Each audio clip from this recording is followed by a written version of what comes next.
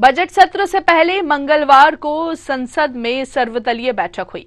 इस सर्वदलीय बैठक में केंद्रीय रक्षा मंत्री राजनाथ सिंह, पीयूष गोयल समेत कई दलों के नेताओं ने शिरकत की। कांग्रेस सांसद प्रमोद तिवारी ने मीडिया से बातचीत करते हुए कहा कि सर्वदलीय बैठक में उन्होंने असम में राहुल गांधी की यात्रा पर हुए हमले और राज्य सरकार की तरफ से लगाए गए प्रतिबंधों का मुद्दा उठाया। साथ ही हेमंत सोरेन, लालू प्रसाद समेत विपक्षी नेताओं को निशाना बनाने के लिए सीबीआई और ईडी के दुरुपयोग का भी जिक्र किया। केंद्रीय मंत्री प्रहलाद जोशी ने कहा कि ये बहुत सौहार्दपूर्ण बैठक थी।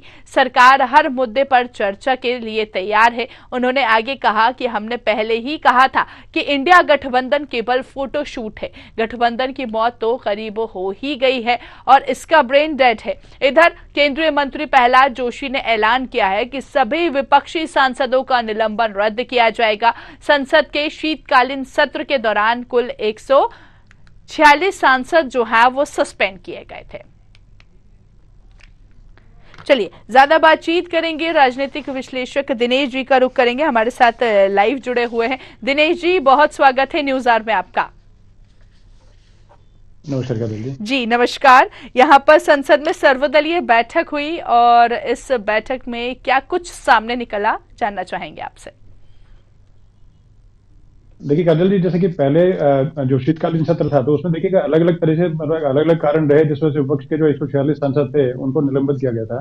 क्योंकि जैसे पुरानी संसद जब नई संसद में जब शिफ्ट किया गया था उससे पहले ही जो है पैरामीटर्स को सेट किए गए थे कि हम लोग हाईएस्ट जो स्टैंडर्ड है वो मेंटेन रखेंगे और यहाँ पर किसी प्रकार के वेल में आना या जो स्पीकर महोदय उनकी तरफ कोई चिट्ठी पत्री कुछ फेंकना या कोई पेपर फेंकना, कोई प्ले कार्ड दिखाना, ये सब चीजें जो है यहाँ पर अमान्य होंगी और उसको करने पे मतलब है कि बिल्कुल जो कार्रवाई जो है उसको फेस करना पड़ेगा जो सदस्य जो भी रहेगा।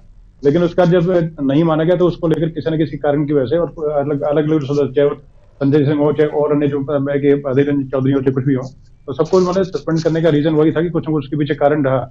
और बाद में देखिए स्वागत योग्य है कि ठीक है कि मतलब जो भाजपा जो है एनडीए जो है वो गठबंधन अपने तरीके से ये चाहता है कि जो सरकार ये चाहती है कि सभी सदस्य जो है दोनों सदन के वो मतलब कार्रवाई में भाग लें और जो पूरी कार्रवाई के अंदर जो अपने जो मतलब कि प्रोडक्टिव जो सजेशंस हैं उनको पेश करके और सार्थक तरीके से उसको डिबेट को आगे बढ़ाएं चीजों को, जैसे वहां पर जो चलेगी उसमें पार्लियामेंट में, और अपने जो पहलू हैं सारे सारे अपने सजेशंस हो गए अपने और कोई जैसे कोई जो भी चीजें हैं वो रखें, जैसे कि बजट में जो भी मतलब कोई चीजें ऊपर नीचे कुछ करनी हो या कुछ एडिट करना हो तो वो सब चीजें कर सकें। तो उसके लिए अपने तरीके से करके गए। तो अपने की पहले जो किया था वो अपनी जगह उस वक्त की जो कार्रवाई थी और अभी जो क्या स्वागत योग्य सब चीजें हैं। तो अभी मतलब आगे हमें देखने को मिलेगा कि जैसे कि मतलब जो जनता की भलाई के लिए जो कार्य है, जैसे महिलाओं के लिए कुछ मतलब चीजें आने वाली हैं उसमें हो गया, किसानों के लिए देखिए जो मानदेय जो उनका जो सम्मान निधि है उसको बढ़ाया जा सकता है और जैसे महिलाओं के लिए जैसे कुछ लोन का प्रावधान जो है उसको बढ़ा सकते हैं, उनको मतलब जैसे इंडिपेंडेंट करने के लिए सेल्फ रिलायंस बनाने के लिए जैसे कि जो है कि मतलब स्वयंसेवी संस्थाएं जो है उनके थ्रू या बैंक के थ्रू जस्ट कुछ लोन देने की प्रक्रिया कुछ होगी।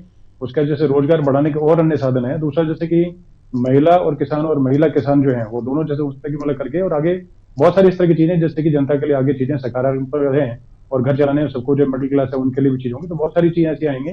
और ये देखिए काजल जी, अंतरिम बजट है जैसे तो बजट जो है जैसे 2024 के चुनाव के बाद फाइनल बजट पेश किया जाएगा।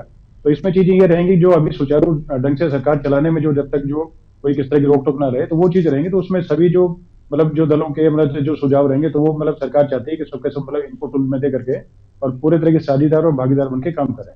इसी को लेकर सब चीजें रहेंगी। बिल्कुल। क्या लगता है कि लाभदायक माना जा सकता है जनता के लिए इस बार का बजट? हाँ बिल्कुल, देखिए चुनाव से ठीक एंड पहले उससे पहले भी देखिए मोदी सरकार हमेशा मतलब किसानों, महिलाओं, युवा और हर वर्ग के लिए कहीं ना कहीं करती रही है। तो मतलब यही मानना है कि कुछ ना जैसे नई चीज जो आएंगे तो वो सब पूरे तरीके से इंफ्रास्ट्रक्चर को लेकर के हो, शिक्षा को लेकर हो, जैसे और जैसे कि अलग अलग तरीके जैसे कि मतलब एक चिकित्सा है तो चिकित्सा में पहले जैसे देखा गया कि जैसे कि कुछ दवा जो वाइटल जो दवाइयां हैं उनके रेट कम करने, इम्पोर्ट ड्यूटी कम करने पे, जैसे और रॉ मटेरियल कुछ है उसको कम करने पे, और जैसे कि जो प्रोडक्शन है तो प्रोडक्शन कॉस्ट कम करने की क्या चीज होती है, मिडिल क्लास जो है तो उनको देखिए घर चलाने में कोई किस तरह की मतलब असुविधा ना हो तो सब्जियां जो होगी वो होगी या दालें होगी या और जो ग्रोसरीज की चीजें होगी या और जैसे इक्विपमेंट्स हो गए, तो सभी चीजों पे कहीं ना कहीं बजट में पूरे तरीके से तालमेल सारा बैठाने की कोशिश की गई है।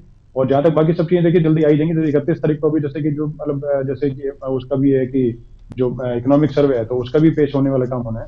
तो चीजें धीरे धीरे करते करते सब चीज जो है हमें मतलब कि सार्थक की चीजें नजर आएंगी कि जो मतलब पूरे जनता की भलाई में, लोगों की भलाई का लोग हित में सब बजट रहेगा ये। बिल्कुल दिनेश जी, इस बैठक में एक और चीज का जिक्र हुआ है, वो है इंडिया गठबंधन। कहा जा रहा है कि केवल फोटो शूट के लिए था ये, कहीं ना कहीं नाम खत्म होता नजर आ रहा है। जिस तरह से हमने देखा कि बिहार में भी सियासत देखने को मिली, तो ऐसे में क्या लगता है कि आगे बढ़ता हुआ नजर आएगा? अटल जी, बढ़ता हुआ तो कहीं नजर नहीं आया। देखिए, संयोजक के तौर पे जैसे अगुवा जो थे वो नीतीश कुमार ही थे, तो नीतीश कुमार ने एक तरह से इंडिया गठबंधन में सभी को लेकर साथ में लेकर चलने की कवायद की थी।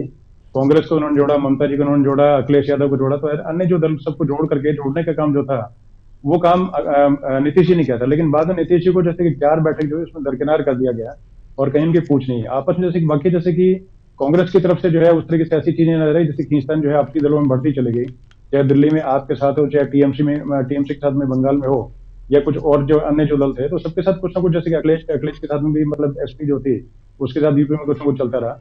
तो और अन्य जैसे कि अपनी खुद की जो सीट थी मतलब इनके राहुल गांधी की वायनाड, तो वहां पर भी बल्कि सीपीआई ने इनको बोल दिया था कि आप कहीं और से लड़ने का जुगाड़ बताएं, हम लोग यहाँ से आपको नहीं चाहते कि आप लड़ें, तो इस तरह सजेशन को दिया था।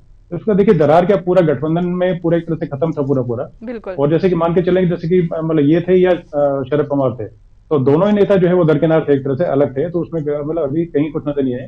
दूसरा से अभी ईडी का बहाना लेकर के सिर्फ पक्ष कहीं ना कहीं गाये बगाए जो है वो आरोप लगाते रहते हैं पक्ष पर, लेकिन वो चीजें ठीक ठाक, जैसे कि शिबू सोरेन अगर हैं, उनके बेटे बाद में हो जैसे कि हेमंत सोरेन है, तो जैसे कि पहले उनके समय भी जो दिक्कतें परेशान रही, तो उसी तरीके से ये भी अब जैसे भ्रष्टाचार में कहीं ना कहीं पाए गए, अगर नहीं है तो देखिए 40 दिन मतलब 40 घंटे तक जो है ये अपने मतलब पहले कहीं ना कहीं लापता थे सीएम।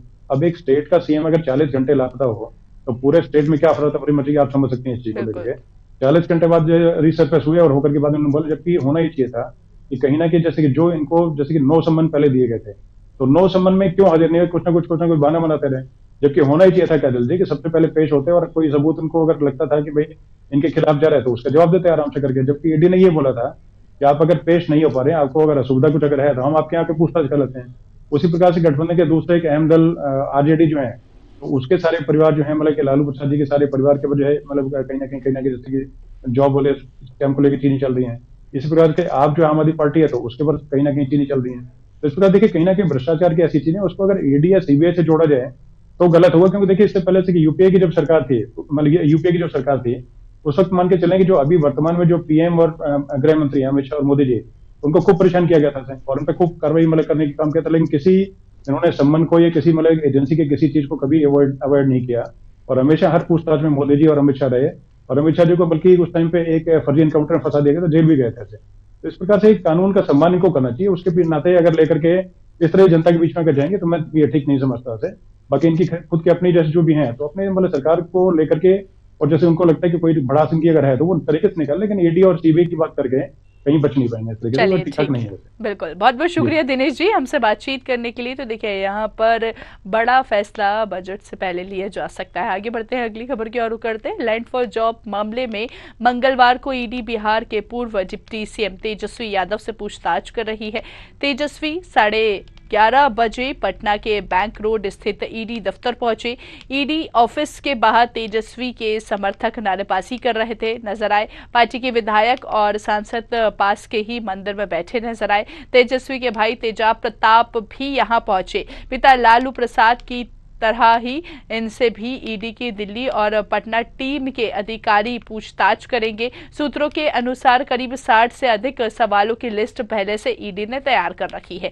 तेजस्वी को ईडी ने 5 जनवरी को पूछताछ के लिए दिल्ली बुलाया था, लेकिन वे नहीं गए थे। तब वे बिहार के डिप्टी सीएम थे। तेजस्वी से पूछताछ को लेकर ईडी ऑफिस के बाहर सुरक्षा भी बढ़ा दी गई है। इससे पहले सोमवार को ईडी ने राजद सुप्रीमो लालू यादव से 10 घंटे पूछताछ की। 1997 में किसकी सरकार थी और लालू प्रसाद जी जब मुख्यमंत्री रहे तो चारा खा गए, और जब रेल मंत्री हुए तो वो बच्चों की नौकरी खा गए। तो इसका जांच तो होगा ना। जांच यदि जमीन किसी का लिखवाया, आप लोग मीडिया के साथी हैं, महुआ बाग चले जाइए, आपको जमीन भी दिखाई दे देगा। पटना में ऐसे और पूरे बिहार में हजारों बच्चे हैं जिनका लालू प्रसाद जी के परिवार के लोगों ने जमीन लिखवाने का काम किया। इसलिए जो जमीन लिखवाएगा उसको ईडी तो पूछेगा ही। चलिए, ज्यादा बातचीत करेंगे, आलोक जी का रुख करेंगे। राजनीतिक विश्लेषक हमारे साथ जुड़ गए। आलोक जी, बहुत स्वागत है न्यूज आवर में आपका। नमस्कार जी। आलोक जी, यहाँ पर लैंड फॉर जॉब मामले में पूर्व डिप्टी सीएम तेजस्वी यादव से लगातार पूछताछ जारी है और सूत्रों के अनुसार करीब बताया जा रहा है कि 60 से अधिक सवालों की लिस्ट पहले से ईडी ने तैयार कर रखी है। जी हाँ काजल जी, देखने वाली बात यह है कि जब रेल मंत्री थे लालू प्रसाद जी, उस समय जो चतुर्थ श्रेणी की जो निकली थी वैकेंसीज, उसमें जो है लैंड लिखवा ली गई थी जॉब के देने के लिए, और इसके बहुत से जो प्रमाण हैं वो ईडी के पास हैं, जिसके संदर्भ में लगातार काफी समय से इसकी पूछताछ हो रही है। उस समय तेजस्वी जी का कहना है कि हम तो उस समय जो है वो थे, बच्चे थे, अंडर 18 थे, इसलिए हमारा इससे कोई संबंध नहीं होना चाहिए। लेकिन आप जानते हैं कि जब कोई प्रमाण होता है तो उस पर जो है पूछताछ होती है। और सबसे इंटरेस्टिंग बात यह है कि देखने वाले मुलायम सिंह जी हो, चाहे वो लालू जी हो या मायावती जी हो, जो इन पे जितने भी आय से अधिक संपत्ति के या इस प्रकार के चारा घोटाला या इस तरीके का लैंड फॉर जॉब्स जैसे अगर कोई आरोप लगे हैं, उस समय गैर बीजेपी सरकार थी, केंद्र में बीजेपी सरकार नहीं थी, यूपीए की सरकार थी, इसलिए ये करा रही गलत होगा। जांच हिंदुस्तान में आप जानती हैं बहुत ढीले ढीले अपने रफ्तार से चलती है, जैसे जैसे सबूत इकट्ठा कर लेती है एजेंसियां, उससे जो है इस तरीके किया जाता है। ईडी के विषय में हम एक बात बताना चाहेंगे, 1992 में बड़ा प्रेशर था डब्ल्यूटीओ का, जिसकी वजह से आपने देखा 2002 में बनी। अगर ईडी इंटरनेशनल इशू होता है, जो मनी लॉन्ड्रिंग का बात होता है, जो आपका इसका भ्रष्टाचार का पैसा है, या जो इसमें जाता है आपका कह सकते हैं कि टेरर फंडिंग, इन सब चीजों को देखते हैं, इंटरनेशनल प्रेशर रहता है। अगर ईडी अगर भारत में ना बनाई जाए तो आज हम लोग फेटा की ग्रे लिस्ट में होते हैं। बिल्कुल बिल्कुल आलोक जी, लेकिन आलोक जी इस तरह का आरोप भी लग रहा है कि सब बीजेपी के इशारे पर हो रहा है ये सब। वर्तमान में जो सरकार है केंद्र में वो बीजेपी की है, लेकिन जो केस रजिस्टर हुए थे उस समय बीजेपी ना केंद्र में थी ना तो अब सरकार केस रजिस्टर है तो काम चलेगा। जैसा कि हमने आपको बताया है कि ईडी के ऊपर केवल देश का नहीं इंटरनेशनल प्रेशर होता है, इसलिए जो है जांच जो है वो होनी जरूरी है और चल रही है। चलिए ठीक है, बहुत बहुत शुक्रिया आलोक जी हमसे बातचीत करने के लिए। तो देखिए, यहाँ पर लैंड फॉर जॉब मामले में लगातार तेजस्वी यादव से पूछताछ जो है वो जारी है। आगे बढ़ते हैं, अगली खबर की ओर रुख करते हैं। केंद्रीय मंत्री नितिन गडकरी और सीएम डॉक्टर मोहन यादव आज जबलपुर पहुंचे। जबलपुर के वेटनरी कॉलेज ग्राउंड में 2327 करोड़ के विकास कार्यों का लोकार्पण और शिलान्यास हुआ। केंद्रीय मंत्री नितिन गडकरी ने अपने संबोधन में कहा कि शिक्षा के क्षेत्र में जबलपुर का नाम सबको पता है। मध्य प्रदेश के विकास का इंजन जबलपुर है। विकास की 4 चीजें जरूरी है: पानी, बिजली, सड़क और इंफ्रास्ट्रक्चर। सड़कों से मध्य प्रदेश में उद्योग बढ़ेगा, सड़कों से पर्यटन इंडस्ट्री बढ़ेगी, अच्छे रोड और रिसोर्ट होंगे तो रोजगार बढ़ेगा। मुझे खुशी है कि आज एमपी में सिंचाई का रकबा बढ़ा गया है। केंद्रीय मंत्री ने आगे कहा कि जब तक गांव गरीब और किसान का कल्याण नहीं होगा तब तक गांव का विकास नहीं होगा। प्रधानमंत्री जी के 5 ट्रिलियन इकोनॉमी के सपने के लिए गांव का विकास जरूरी है, बहुत ही आवश्यक है, जिसलिए मुझे विश्वास है कि जो मध्य प्रदेश में रोड बन रहे हैं, टनल बन रही है, ब्रिजेस बन रही है, इसके कारण मध्य प्रदेश में उद्योग व्यवसाय में बढ़ोतरी आएगी। मध्य प्रदेश में किसानों का एक्सपोर्ट बढ़ेगा। मध्य प्रदेश में टूरिज्म बढ़ेगा। टूरिज्म यह ऐसा क्षेत्र है कि जिसमें 49% कैपिटल इन्वेस्टमेंट केवल रोजगार निर्माण करने के लिए खर्चा होती है। खजुराहो हो, भेड़ाघाट हो, यह पूरे दुनिया का आकर्षण का केंद्र है। अच्छे रोड होंगे, अच्छे रिसोर्ट होंगे, अच्छे रेस्टोरेंट होंगे तो निश्चित रूप से पर्यटकों की संख्या बढ़ेगी, और पर्यटकों की संख्या बढ़ेगी तो निश्चित रूप से यहाँ रोजगार निर्माण होगा, पर कैपिटा इनकम बढ़ेगा, ग्रोथ बढ़ेगी। एक समय मध्य प्रदेश का उल्लेख बीमारू राज्य के रूप में करते थे, पर आज मुझे खुशी है कि मैं जब भारतीय जनता पार्टी का अध्यक्ष था तब भारत सरकार ने शिवराज जी को अवार्ड दिया था कि कृषि विकास का दर पूरे देश में सबसे ज्यादा जिस राज्य में था उसमें मध्य प्रदेश को यह अवार्ड मिला है। धरा पर आपका देखिए, मध्य प्रदेश विकास की ओर आगे बढ़ता हुआ नजर आ रहा है। केंद्रीय मंत्री नितिन गडकरी, साथ ही साथ मुख्यमंत्री, मध्य प्रदेश के मुख्यमंत्री डॉक्टर मोहन यादव जबलपुर पहुंचे। इस दौरान कार्यक्रम का शुभारंभ दीप प्रज्वलित कर किया गया। साथ ही साथ तमाम मंत्री इनके साथ मौजूद नजर आए। बड़ी सौगात आज मिली है। वेटरनरी कॉलेज ग्राउंड में 2327 करोड़ के विकास कार्यों का लोकार्पण और शिलान्यास हुआ है। यूं कह सकते हैं कि जबलपुर वासियों को आज बड़ी सौगात मिलती हुई नजर आई। केंद्रीय मंत्री नितिन गडकरी ने अपने संबोधन में भी कहा कि शिक्षा के क्षेत्र में जबलपुर का नाम सबको पता है। मध्य प्रदेश का विकास इंजन जबलपुर है। विकास की 4 चीजें जरूरी है, पानी, बिजली, सड़क और इंफ्रास्ट्रक्चर का भी जिक्र किया गया। चलिए, ज्यादा बातचीत करेंगे, सहयोगी आदर्श का रुख करेंगे। जबलपुर से हमारी सहयोगी लाइव जुड़ चुकी हैं। आदर्श, यहां पर नितिन गडकरी और मुख्यमंत्री मोहन यादव जबलपुर पहुंचे। आज जबलपुर वासियों को करोड़ों की सौगात मिलती हुई नजर आई। 4 चीजों का जिक्र यहां पर किया गया मंत्री जी ने, पानी, बिजली, सड़क और इंफ्रास्ट्रक्चर। जी, आज बताना चाहूंगी काजल जी कि आज हमारे माननीय मुख्यमंत्री और सड़क परिवहन मंत्री, हमारे जो केंद्रीय मंत्री नितिन गडकरी, आज उनका जबलपुर आगमन था और 2367 करोड़ की लागत का जो उन्होंने प्रोजेक्ट लॉन्च किया है, जो 9 परियोजनाओं का उन्होंने आज शिलान्यास किया है जबलपुर शहर के लिए, जबलपुर के आसपास क्षेत्रों के लिए, और अगर पूरी बात करें तो हम पूरे प्रदेश के लिए बहुत ही बड़ा उनके द्वारा एक सौगात दी गई है। टोटल अगर हम पूरे मध्य प्रदेश की बात करें तो 25 परियोजनाओं को जिनको लोकार्पण करना था, जिसमें से कि 15 जो है वो भोपाल की थी और 9 परियोजनाएं जो है वो जबलपुर की थी। जबलपुर और जबलपुर के आसपास क्षेत्रों से जुड़ी हुई परियोजनाएं थी जिनका लोकार्पण आज उनके द्वारा किया गया है और जबलपुर की आम जनता के लिए बहुत ही खुशी की बात है, बहुत बड़ी सौगात है कि इतनी बड़ा प्रोजेक्ट ये जबलपुर को मिला है। बिल्कुल आदर्श, यहाँ पर हम देख रहे हैं कि बड़ी सौगातों की छड़ी लगती हुई नजर तो आई है। क्या लगता है लोकसभा चुनाव की झलक इसमें देखने को मिल सकती है, क्योंकि अब चुनाव भी नजदीक है?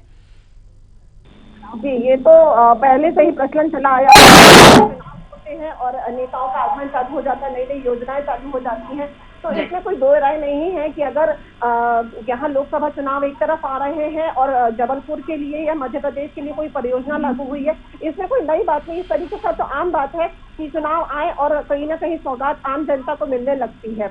और हमारे नितिन गडकरी जी द्वारा जो बोला गया है कि मध्य प्रदेश में जो है जबलपुर को शिक्षा का प्रमुख केंद्र माना गया है, एक इंजन के रूप में उन्होंने बताया गया कि जबलपुर जो है शिक्षा के क्षेत्र में एक इंजन के रूप में माना जाता है। साथ ही उन्होंने सड़क, पानी, बिजली और इंफ्रास्ट्रक्चर की बात करी है कि अगर ये विकसित होता है तो हमारे प्रदेश का, देश का और जिले के साथ साथ प्रदेश और देश का सभी का विकास यहाँ संभव है। चलिए ठीक है आदर्श, बहुत बहुत शुक्रिया हम तक जानकारी पहुंचाने के लिए। तो बता दें केंद्रीय मंत्री और मध्य प्रदेश के मुख्यमंत्री डॉक्टर मोहन यादव जबलपुर पहुंचे और इस दौरान यहां पर जबलपुर वासियों को उन्होंने करोड़ों की सौगात दी। आगे बढ़ते हैं, अगली खबर की ओर करते हैं। मध्य प्रदेश को 10,405 करोड़ रुपए की लागत से 724 किलोमीटर लंबी 24 राष्ट्रीय राजमार्ग परियोजनाओं की सौगात मिलने वाली है। और बता दें आपको, इस परियोजनाओं के तहत मध्य प्रदेश की राजधानी भोपाल में सड़क निर्माण कार्य किए जा रहे हैं। इन परियोजनाओं का शिलान्यास और लोकार्पण केंद्रीय सड़क परिवहन व राज्य मंत्री नितिन गडकरी ने किया। केंद्रीय सड़क परिवहन व राज्य मंत्री नितिन गडकरी आज भोपाल के दौरे पर हैं। इस मौके पर लाल परेड मैदान में कार्यक्रम आयोजित किया जा रहा है, जहां पर केंद्रीय सड़क परिवहन मंत्री 8,038 करोड़ रुपए की लागत से 498 किलोमीटर लंबी 15 राष्ट्रीय राजमार्ग परियोजनाओं का शिलान्यास और लोकार्पण करते हुए नजर आए।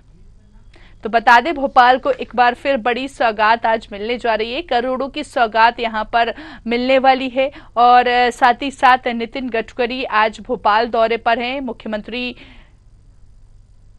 मोहन यादव भी उनके साथ उपस्थित हैं। यहां पर जब वो आए तो तमाम कार्यकर्ताओं ने उनका हेलीपैड पर जोरदार स्वागत किया, बुके देकर स्वागत किया और जाहिर सी बात है इसकी झलक भी कहीं ना कहीं लोकसभा चुनाव में देखने को मिल सकती है। जिस तरह से हम देख रहे हैं कि बीजेपी पार्टी लगातार लोकसभा चुनाव की तैयारियों में जुटी हुई है और ऐसे में राजधानी भोपाल को भी एक बार फिर बड़ी सौगात मिलती हुई नजर आई। चलिए ज्यादा बातचीत करेंगे, सहयोगी सत्यम का रुख करेंगे। सत्यम, आज भोपाल वासियों को बड़ी सौगात जो है वो मिली है, इसको कैसे देखें? कहीं ना कहीं लोकसभा चुनाव भी नजदीक है सत्यम, और ऐसे में लोकसभा चुनाव के मद्देनजर ये सौगात कितनी महत्वपूर्ण मानी जा रही है?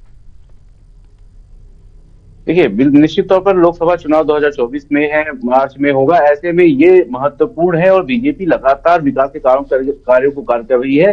देखिए, मध्य प्रदेश ही नहीं, पूरे देश में ऐसे सड़क परिवहन बनाए गए, राष्ट्रीय राजमार्ग बनाए गए हैं जो आज चर्चा का विषय बने हुए हैं। मध्य प्रदेश को 2 सौगातें मिली है। जबलपुर में भी ये जो सौगातें है सड़क परिवहन की national highway authority of India की तरफ से मिली है। नितिन गडकरी ने इसका लोकार्पण और शिलान्यास किया। वहीं देखिए, भोपाल में भी 16 किलोमीटर के करीब ये सड़क बनेगी। जो 4 लेन सड़क है नेशनल हाईवे, उसको 6 लेन किया जा रहा है। तो एक साइड से 6 लेन, दोनों साइड से मिलाकर के 6 लेन सड़कें जो बने नेशनल हाईवे को बढ़ाया जा रहा है। तो ये कहीं ना कहीं कनेक्टिविटी जो है भोपाल की अन्य शहरों से बढ़ जाएगी और जो भीड़ रहती थी जिसके परिवहन जिसे रुकता था, और जो हाईवे की वजह से जो परिवहन बढ़ेगा और जो कृषि उत्पाद होंगे वो कहीं ना कहीं मार्केट में पहुंचने में आसानी होगी। तो 16 करोड़ जो करोड़ों रुपए का ये सौगात है और 16 किलोमीटर की सड़क, 16.5 किलोमीटर के लगभग की सड़क है ये। और इसमें देखिए 8 जो है ब्रिज बनाए जाएंगे। 8 ब्रिजों के साथ साथ एक जो एलिवेटर है वो बनाया जाएगा। तो कुल मिला के ये बहुत महत्वपूर्ण फैसला है। निश्चित तौर पर लोकसभा चुनाव में ऐसे में फायदा होना बीजेपी को तय है, क्योंकि लास्ट समय में मार्च में आचार संहिता लग जाएगी और ऐसे में जो लोकार्पण और शिलान्यास नितिन गडकरी कर रहे हैं, मध्य प्रदेश का दौरा है, तो इससे कहीं ना कहीं बीजेपी को एक महत्वपूर्ण फायदा होने वाला है लोकसभा चुनाव में। उसी को मद्देनजर देखते हुए उन्होंने ये सब स्कीमें जो है अभी की है। अभी देखिए और भी काम जो बीजेपी केंद्रीय सरकार है वो लगातार मध्य प्रदेश में कर रही है, तो अभी और भी कार्य होने बाकी है।